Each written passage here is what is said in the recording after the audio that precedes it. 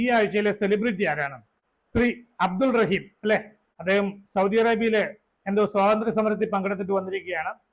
നാട്ടുകാരെല്ലാവരും കൂടി ചേർന്ന് അദ്ദേഹത്തെ സ്വീകരിക്കുന്നു. നമുക്ക് അദ്ദേഹത്തിന് ഒരു നല്ലൊരു അവാർഡ് കൊടുക്കണ്ടേ? പത്മഭൂഷൺ, പത്മവിഭൂഷൺ വേണ്ട, അത് വേണ്ട. നമ്മുടെ മമ്മൂക്കയ്ക്ക് കൊടുത്ത അവാർഡ് കൊടുക്കാം, പത്മശ്രീ ആയിക്കോട്ടെ. എന്ത് പറയുന്നു?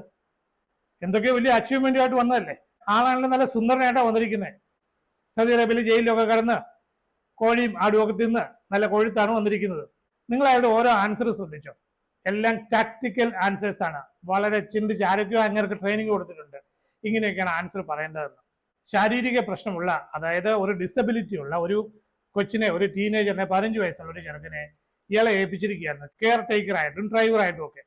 അപ്പോൾ ആ കുട്ടിയുടെ സംരക്ഷണ ചുമതലയുള്ള ഇയാള് ആ കുട്ടിയുമായിട്ട് വഴക്കുണ്ടാക്കി കസ്റ്റമർ അല്ലെങ്കിൽ അയാളെ ഉത്തരവാദിത്തപ്പെട്ട ഒരു ജയിലിൽ ഏൽപ്പിച്ച ആ അച്ഛനും അമ്മയോടും ഇയാൾക്കൊരു കടപ്പാടില്ലേ, അത് നോക്കാതെ ഇയാൾ ആ കുട്ടിയുമായിട്ട് വഴക്കുണ്ടാക്കുകയും അവന്റെ ലൈഫ് സപ്പോർട്ട്, ഒരുപക്ഷെ ഓക്സിജൻ പൈപ്പ് ആയിരിക്കാം, എന്തോ ആയിക്കോട്ടെ, ലൈഫ് സപ്പോർട്ട് ഡിവൈസ് എന്തോ കേടാക്കി അവൻ ശ്വാസം കിട്ടാതെ മരിച്ചു.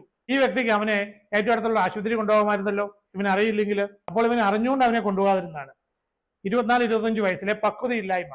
ആ വ്യക്തി 20 വർഷം കഴിഞ്ഞപ്പോൾ അവന് പക്വത ഉണ്ടാക്കിയെടുത്തു. അതുകൊണ്ട് അവനെ ഒരു സെലിബ്രിറ്റി ആയിട്ട് ആഘോഷിക്കണമെന്നാണോ നമ്മുടെ മീഡിയകളുടെ, നമ്മുടെ ചാനലുകളുടെ, നമ്മുടെ സോഷ്യൽ മീഡിയയുടെ തീരുമാനം? നമുക്ക് അതിന്റെ ഡീറ്റെയിലേക്ക് ഒന്ന് കടന്നു പോക്കാം.